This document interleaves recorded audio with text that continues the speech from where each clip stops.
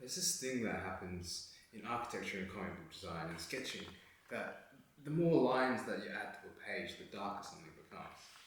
And you usually start by adding these diagonal lines. You hatch this way. And if you want it to get a little bit darker, you can hatch the other way as well.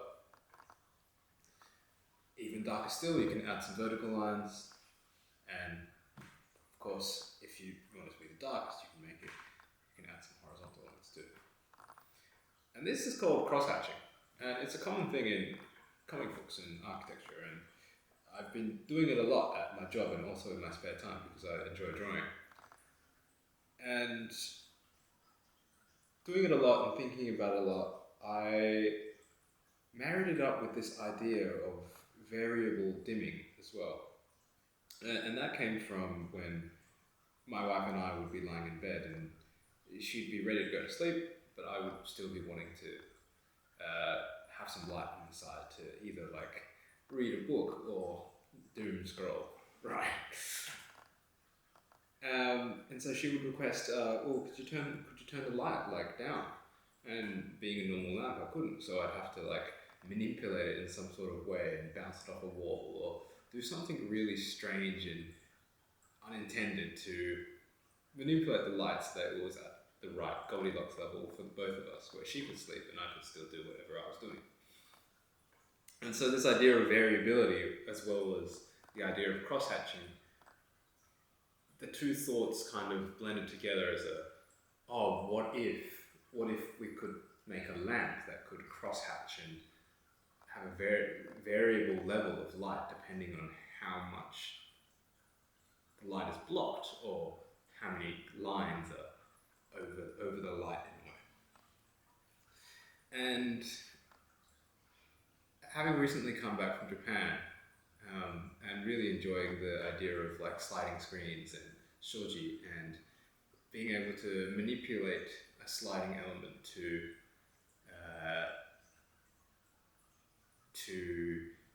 change the level of privacy in a room or how much light is coming into the room. All these three elements kind of culminated in this idea of a lamp. And so there it is, there's the idea of the crosshatch lamp. I was explaining this idea to spontaneously to a friend I just met at a party called Adrian, and we were recommended to know each other because we were both architects and furniture makers, funnily enough. But he is about 50 years my senior. And we actually really got along at the party, and being between workshops at the time, I was explaining to him the lamp and also my plight that I found myself in where I didn't have anywhere to make it. And so, being the generous man that he is, he said, "Oh, why not just come over to mine and make it with me?" Bless his heart, right? He's such a lovely man, and I have him to thank for making this project possible in the physical making of things. And I think a lot of the time woodworkers have a hard time kind of justifying a space for themselves, especially because rent is high and the cost of machines are high, and there's a very large barrier to entry. And so I fully have felt that recently, and so thank you again, Adrian, for letting me into your shop. He did do quite a bit of the project as well, so it's not just me making the lamp, so I have to acknowledge his help. Okay, so soon we'll get into the processes of what we did to make the lamp, and there will also be little subtitles on the bottom of some more additional information if you're interested in woodworking or just interested in the process too. Put on some lo-fi, and I hope you enjoy the next part. Okay.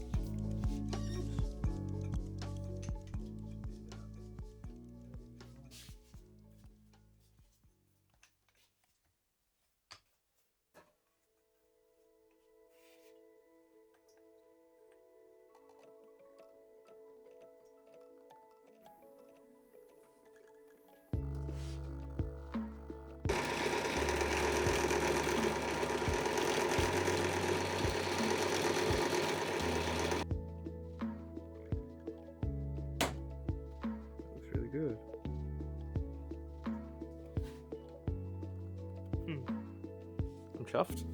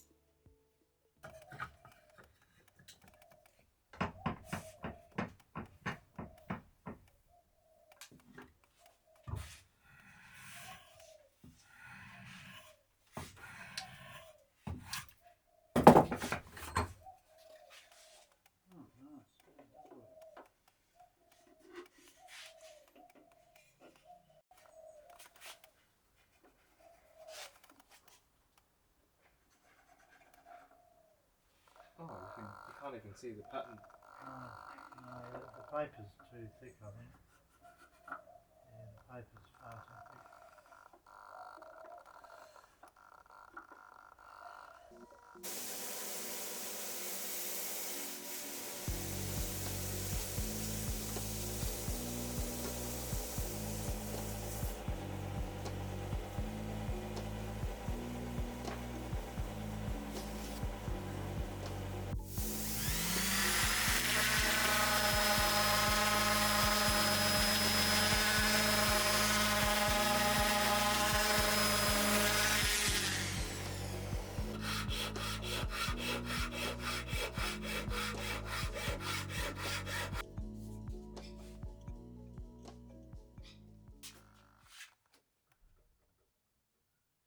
Video? It's a video. Oh, I'll just okay. take a picture, like a still of it later.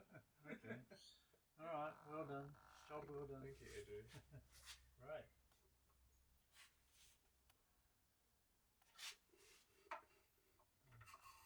Definitely need that polish.